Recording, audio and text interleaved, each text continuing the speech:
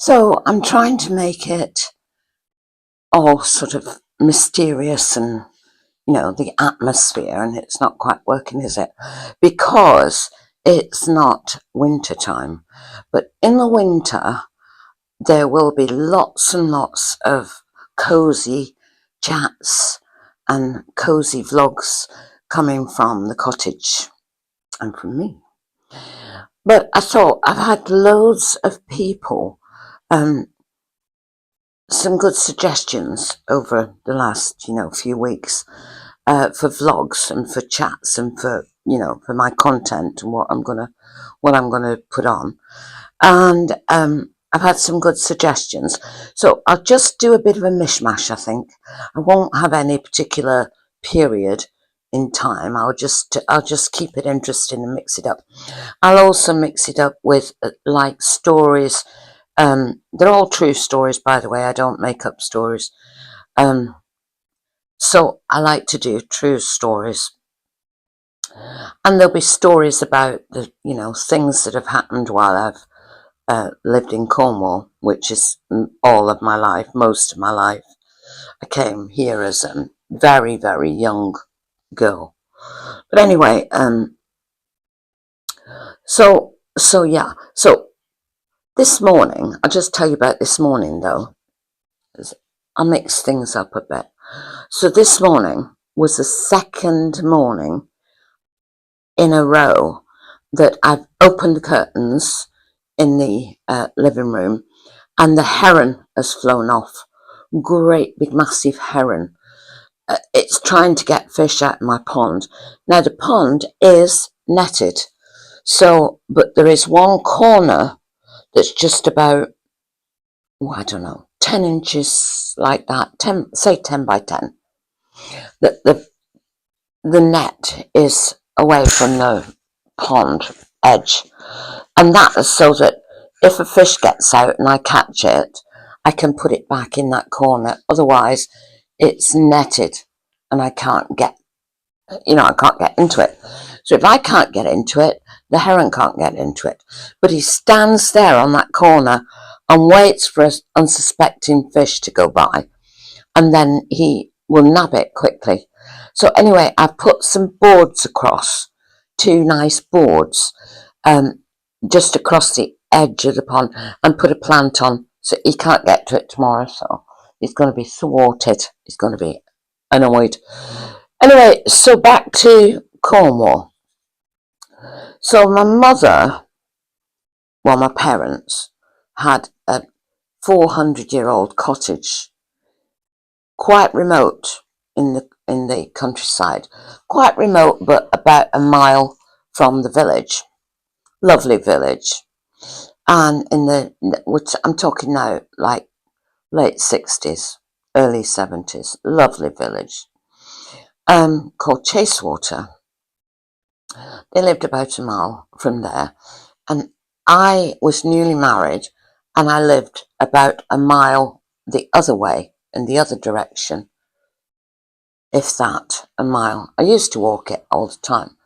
But anyway, so Mother's cottage was called Cusvieth Cottage, and it was down a lane, a long lane, 400 years old, really old. So that cottage, what is it about Cornwall? Almost every house that I've ever lived in has been haunted, has had a ghost. Or let's put it this way, very strange things have happened. And I'll start by telling you about what happened in Mother's cottage. Now, my mother, for a start off, was very down to earth. And if you said anything like this, she'd say, don't believe in it, don't believe in it.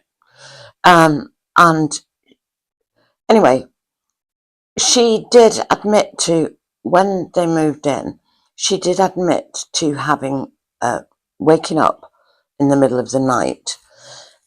And there was a man standing at the bottom of the bed. And he had like this kind of thing. He had what appeared to be a sack on his back, and that was that. So, he just sort of disappeared. And that was that. But she didn't tell anybody. And another thing that happened, I'll tell you all the things that have happened in that cottage. But it's not all going to be about paranormal or ghosts. It's not all going to be like that. It's going to be about ordinary living in Cornwall, the things that we did. And some of it you won't believe because it's very old-fashioned. But anyway, back to Cusvius. So another thing that happened there's a few things that have happened there. One of the things that happened there was that my dad, he worked we all worked there actually, at the tin mine called Wheel Jane, which was just half a mile from Mother's cottage. As a matter of fact, the tunnels from the mine went underneath the cottage.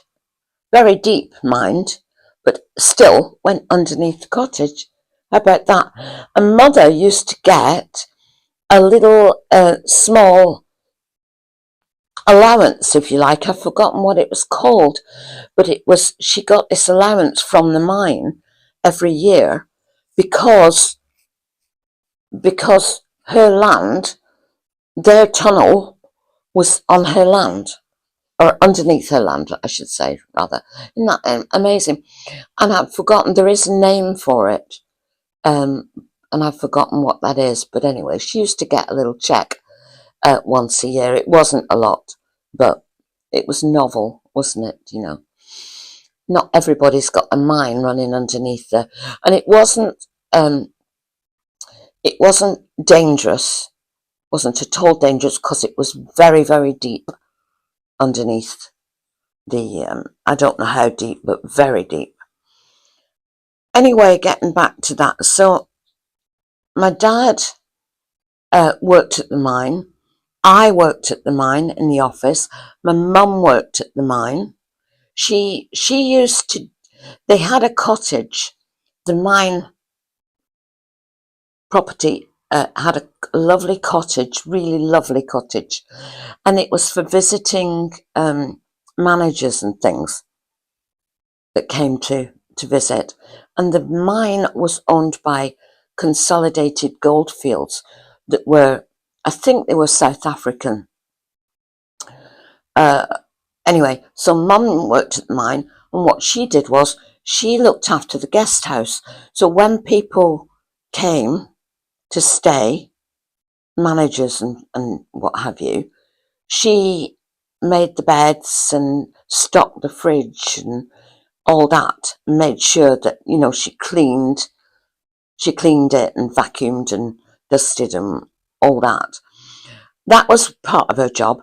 Another part of her job was filling up all the vending machines throughout the mine, like in the miners' changing rooms and down in there where they had their sandwiches sometimes, and that kind of thing. And also in the mine offices. It's a big building, that mine, where we had the offices, big building.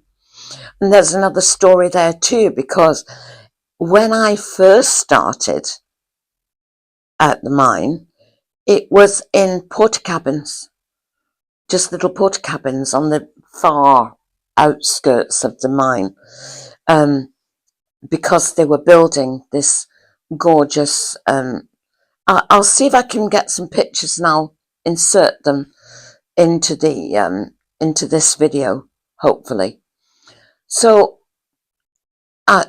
anyway, I started at the very, very beginning of this mine reopening after, many, many, many, many years. And Dad worked there. He was years and years ago. He was a coal miner, so he was very experienced with mines. Anyway, unfortunately, something really terrible happened, and he was caught you know those trolleys that they put all the ore into? Great big huge trolleys on a rail track. Well, the chute didn't open. It was a hydraulic chute, and it didn't open to allow this ore to come through. And oh no, sorry, the ore came through, but the chute stayed open. That's right, the chute stayed open. So this young guy jumped on top of the trolley, on top of the ore, and my dad said, "No, come down. It's too dangerous. Come down." And he came down, and my dad got up, and the chute, the doors on the chute closed on it and killed him. He didn't die immediately. He died in City Hospital in Truro while we were there. So that's the story of my dad. But the night before, I have to tell you, the night before that, whether you believe this or not, it's up to you, but this happened. The night before, I had a nightmare, and it was absolutely awful. I woke up screaming, and in the nightmare, I was underground in the mine. Now, I'd been underground. I went on a trip with the girls from the office, and I'll put a picture of that as well. I'd already been underground, but my nightmare was that I was underground, and all this panic was going on around me. Everybody was panicking and running everywhere. Everybody was running. And I was saying, what's happened? What's happened? And they said there's been an accident. Somebody's been really badly hurt. And in my dream, or my nightmare, I could see this man walking towards me. And he had the miner's helmet on and the miner's lamp and the miner's clothes. But it was like a shadow, if you like, or it was dark. It was like but as he walked towards me, it was filling in the picture, the man, the colour, his clothes and everything. It was filling in slowly, slowly, slowly, slowly like that. But at the same time, I felt like I was being crushed in my dream. Sorry, I've got to be careful. And I felt like I was being crushed, and the pain was horrendous, and I couldn't stand it. And before the picture came full, and I could see who it was, I woke up screaming. And the next day, my dad was killed. And it doesn't end there, because that same night before, my brother had a dream, a nightmare, and in his nightmare, it was me phoning him and him answering the phone and me saying, my dad's dead. And that's exactly what I did the next day. I phoned him and I said, Malcolm, my dad's dead. And I couldn't think of I was so shocked. I couldn't think of anything else to say. Anyway, so we'll get off that subject now, but that is one of the things that happened during that time. Yeah, another thing that happened in that cottage was, there's two more things that happened that come to mind.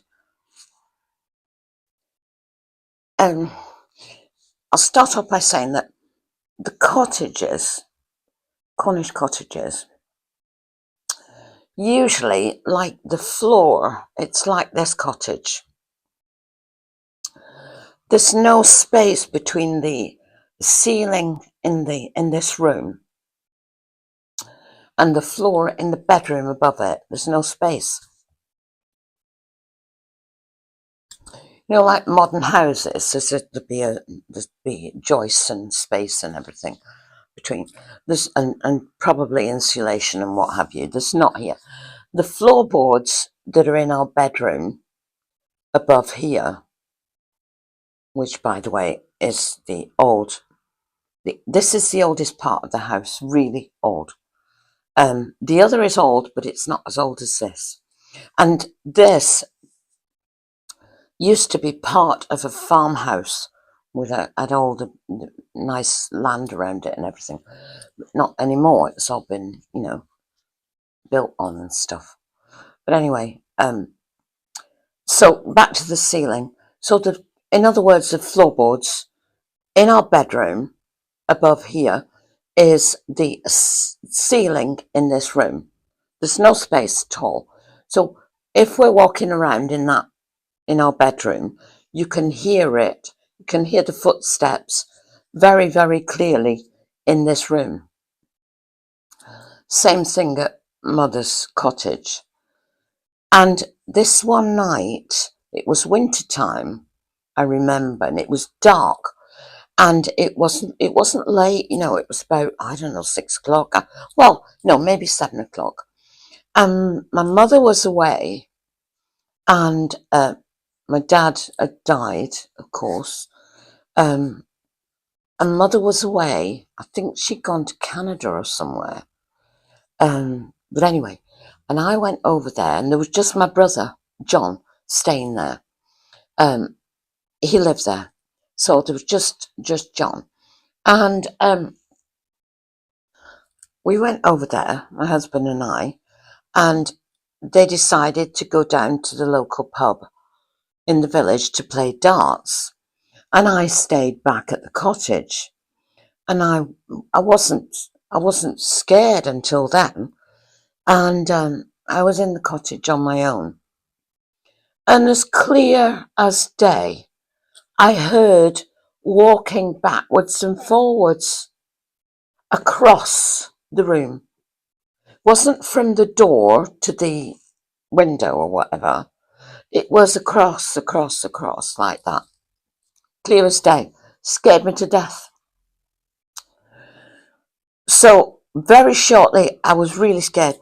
But shortly after, and you couldn't pick up the phone, your mobile, and say, "Come back, I'm scared," could you? So anyway, luckily for me, they came back, and I told them what had happened, and John said, "Hear it all the time. Hear it all the time. It's the ghost." So that didn't make me feel any better. But anyway, so I've heard it with my own ears. When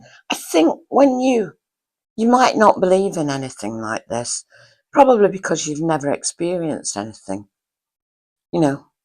Not you just it just so happened that nothing has ever happened to you, and that's another thing. I think that certain people, I wouldn't say attract that kind of thing, but I think certain people are more attuned. I mean, for instance, I'm so sensitive about everything, really, really sensitive. If I read something horrific, I could faint. That's happened to me before. So I think if you're ultra sensitive, plus it's in the family, I did do a video about it. My great grandmother was,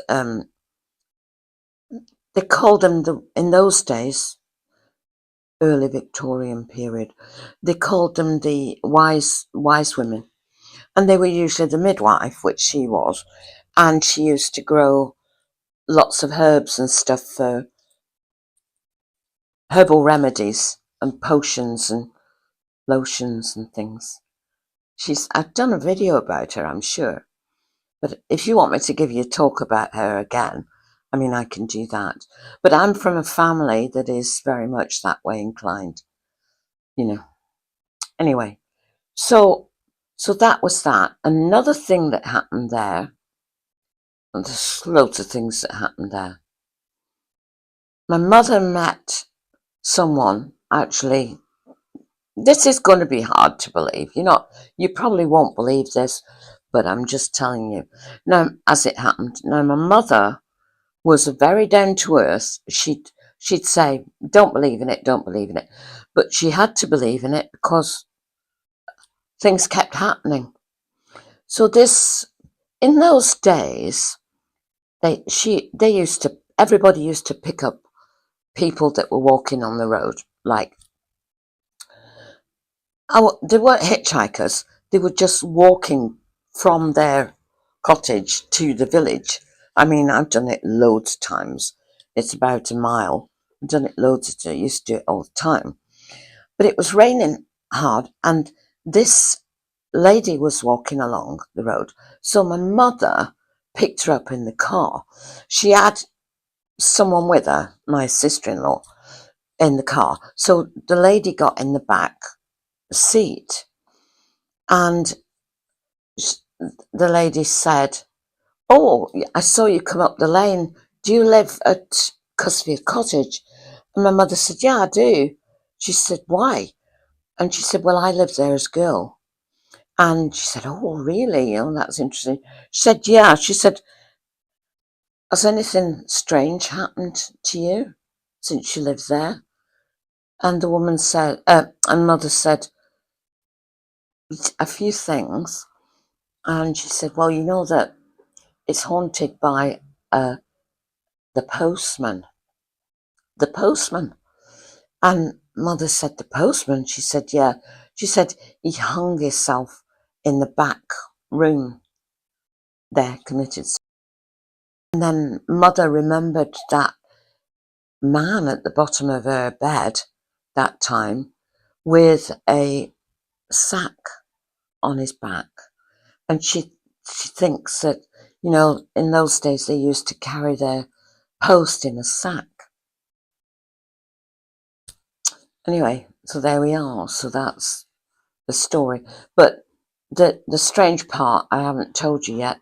So they get down to the village, cute little village, with the petrol pumps on the road.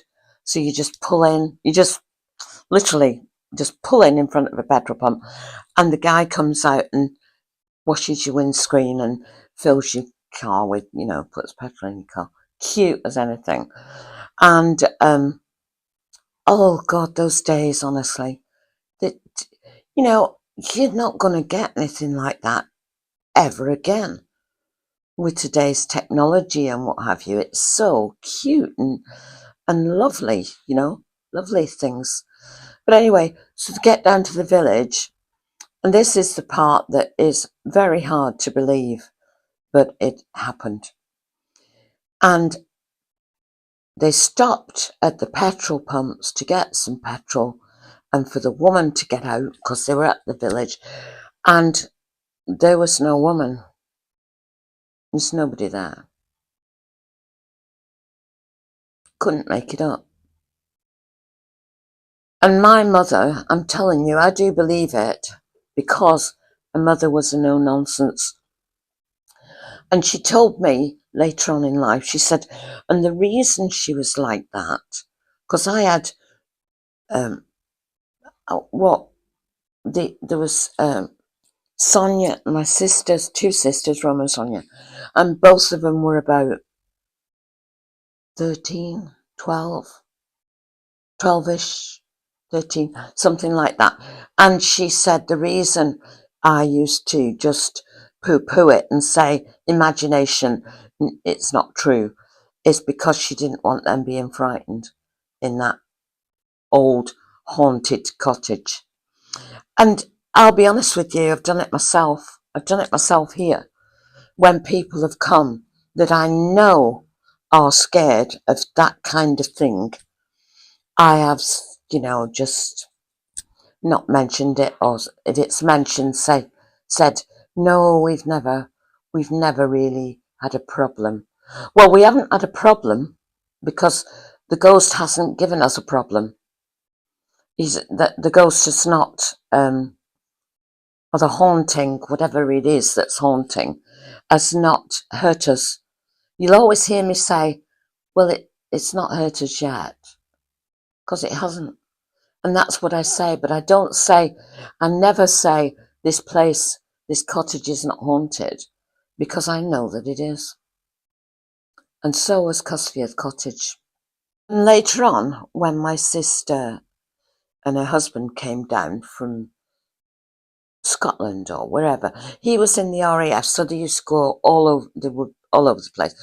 They were either in Scotland and Norfolk, and they used to come down all the time. And they came down, and Mother had a job that she wanted him to do, and it involved digging this big hole. And it was on the, I think she was doing something. Anyway, I forget what they were doing, but it was right next to the cottage, right next to the wall of the kitchen or something. And he was digging this deep hole, and they found this really old, it was a figure, about 6 inches long, 6 or 7 inches long, and about 3 or 4 inches tall. And it was a crow, a black iron crow. And it was in really, really good condition. And the ground all around there was really dry for some reason. I think because it was inside the kitchen. So it wasn't getting rained on or anything. So it was really dry. So anyway, and my sister took it, and she wanted to take it to a museum. It was really old when they got back. And she heard that these old cottages, they used to bury, to keep the witches away and to keep the evil away. They used to bury artifacts. Sometimes it would be a figure of a person, or sometimes it would be an animal. And in this case, it was a black crow. And it was, so she took it, and she was going to take it to the museum. She was going to get it authenticated. She was going to do all sorts of things with it. And from the minute that she touched that item, and the minute that they took it out of the ground, excavated it out of the ground and away from the cottage, terrible things started happening immediately. So much so, they were nearly in a really bad accident. I know you can say, oh, well, that could have happened anyway. But all these things, there was a whole list of things that went wrong. And she ended up throwing, she knew, because she's psychic too, and she knew that it was associated with this artifact. And she threw it out of the window as the car was into a field. So there we are. So those are just some of the things that have happened in Cusfield. And I'm going to cut the video short now, and we'll resume in the next video with the cottage that I lived in, which was called Wheel Henry Cottage. And that was about right remote, really remote, and about a mile's walk from the village in the other direction. So I'll finish the video there, and look forward to seeing you in the next video. I've really enjoyed our chat. Hope you have. Hope you've enjoyed the chat. Yeah, my vlogs for, 1 or 2 vlogs are going to be feature the paranormal, but they're going to feature a lot more different lifestyle things, and how we lived in the late 60s and early 70s. I'll see you next time. Love from the land of mist and legend.